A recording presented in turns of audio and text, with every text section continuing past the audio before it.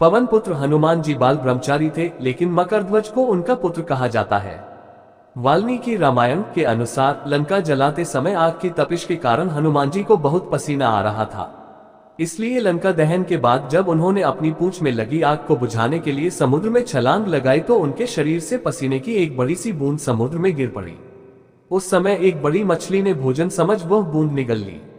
उसके उदर में जाकर वह बूंद एक शरीर में बदल गई। एक दिन पाताल के असुरराज अहिरावण के सेवकों ने उस मछली को पकड़ लिया। जब वे उसका पेट चीर रहे थे तो उसमें से वानर की आकृति का एक मनुष्य निकला। वे उसे अहिरावण के पास ले गए। अहिरावण ने उसे पातालपुरी का रक्षक नियुक्त कर दिया। यही वानर हनुमान पुत्र मकरध्वज के नाम से प्रसिद्ध हुआ।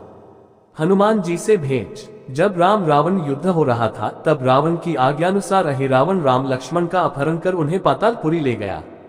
उनके अपहरण से वानर सेना भयभीत व शोकाकुल हो गई, लेकिन विभीषण ने ये भेद हनुमान के समक्ष प्रकट कर दिया। तब राम लक्ष्मण की सहायता के लिए हनुमान जी पातालपुरी पहुंचे। जब उन्होंने पाताल के द्वार पर एक वानर को देखा तो वे आश्चर्यचकित हो गए। उन्होंने मकरध्वज से उसका परिचय पूछा। मकरध्वज अपना परिचय देते हुआ बोला, मैं हनुमान पुत्र मकरध्वज हूँ और पातालपुरी का द्वारपाल हूँ। मकरध्वज की बात सुनकर हनुमान क्रोधित होकर बोले, ये तुम क्या कह रहे हो? दुष्ट, मैं बाल ब्रह्मचारी हूँ, फिर भला तुम मेरे पुत्र कैसे हो सकते हो? हनुमान का परिचय पाते ही मकरध्वज उनके चरणों में गिर गया और उन्हें प्रणाम कर अपनी उत्पत्ति की कथा सुनाई।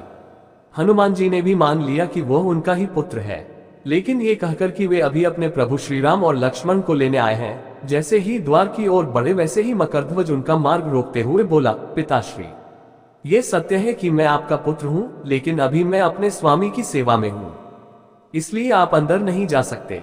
पिता से युद्ध। हनुमान ने मकरध्वज को अनेक प्रकार से समझाने का प्रयास किया, किंतु वह द्वार से नहीं हटा।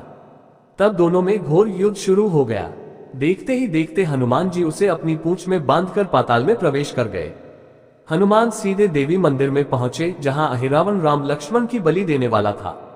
हनुमान जी को देखकर चामुंडा देवी पाताल लोक से प्रस्थान कर गईं। तब हनुमान जी देवी रूप धारण करके वहां स्थापित हो गए। कुछ देर के बाद अहिरावण वहां आया और पूजा अर्चना करके जैसे ही उसने राम लक्ष्मण की बलि देने के लिए तलवार उठाई, वैसे ही भयंकर गर्जन करते हुए हनुमान जी प्रकट हो गए और उसी तलवार से अहिरावण का वध कर दिया। पाताल के राजा हनुमान ने राम लक्ष्मण को बंधन से मुक्त किया। तब श्री राम ने पूछा, हनुमान, तुम्हारी पूंछ में ये कौन बंधा है? बिल्कुल तुम्हारे समान ही लग रहा है, इसे बंधन मुक्त कर दो। हनुमान ने मकरध्वज का परिचय देकर उसे बंधन मुक्त कर दिया। मकरध्वज ने श्री राम के समक्ष सिर झुका लिया। तब श्री राम ने मकरध्वज का राज्याभिषेक कर उसे पाताल का राजा घोषित कर दिया और कहा कि भविष्य में वह अपने पिता के समान दूसरों की सेवा करे। ये सुनकर मकरध्वज ने तीनों को प्रणाम किया। तीनों उसे आशीर्वाद देकर वहां से प्रस्थान कर गए। इस प्रकार मकरध्वज हनुमान पुत्र कहलाए। वर्तमान में मकरध्वज के मंदिर भी मौजूद हैं, जहां मकरध्वज की पूजा की जाती है। भारत में मकरध्वज के 2 मंदिर हैं। हनुमान जी और मकरध्वज का मंदिर गुजरात के भेंतद्वारिका में स्थित है। इस मंदिर को दांडी हनुमान मंदिर के नाम से भी जाना जाता है। कहते हैं यहाँ पहली बार हनुमान जी मकरध्वज से मिले थे। यह मंदिर काफी प्राचीन है। मकरध्वज का एक और प्रसिद्ध मंदिर राजस्थान के अजमेर से जोधपुर मार्ग में स्थित है। यहाँ भी मकरध्वज के साथ हनुमान जी की पूजा की जाती है। यहाँ शारीरिक और मानसिक रोगों का इलाज भी किया जाता।